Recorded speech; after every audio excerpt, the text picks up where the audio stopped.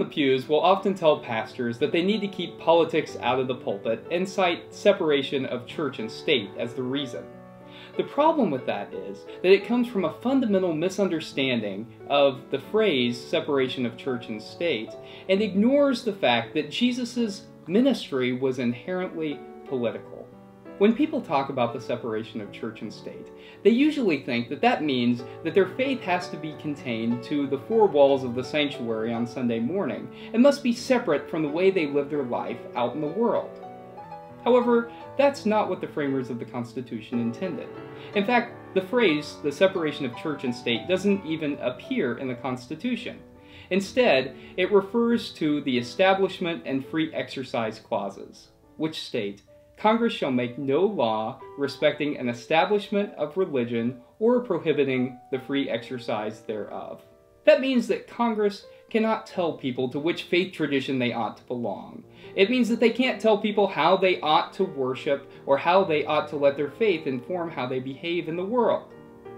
We have an obligation to practice our faith in public, to live our lives, not trying to separate our beliefs from the way that we live our lives, but rather to let our faith inform our lives, just like Jesus did. Jesus' ministry was inherently political.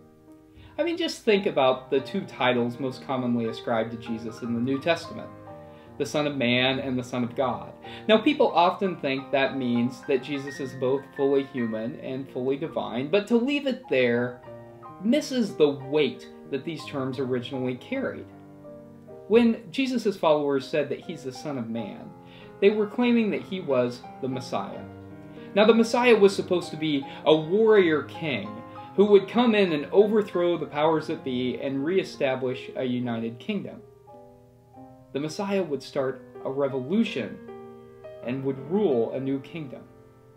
Of course, his followers didn't initially realize that Jesus was talking about a nonviolent revolution of the heart. The other title is Son of God. Son of God is a title which was reserved for the emperor. And whenever Jesus' followers said that he was the Son of God, they were claiming loyalty to him, to the kingdom of God, over and against the Roman Empire.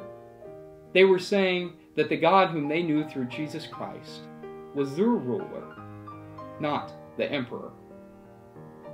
Jesus was crucified for insurrection. The Romans didn't care if he was going to bring about religious reforms. They cared that people's loyalty was shifting away from the Roman Empire. Jesus' ministry was inherently political. I'm not sure that we can claim to follow a radical first-century Middle Eastern Jewish peasant while simply sitting comfortably in the pews on Sunday morning and singing nice hymns with nice people. Instead, our faith must inform how we behave out in the world. In fact, it obligates us to be working on behalf of people who look just like Jesus looked.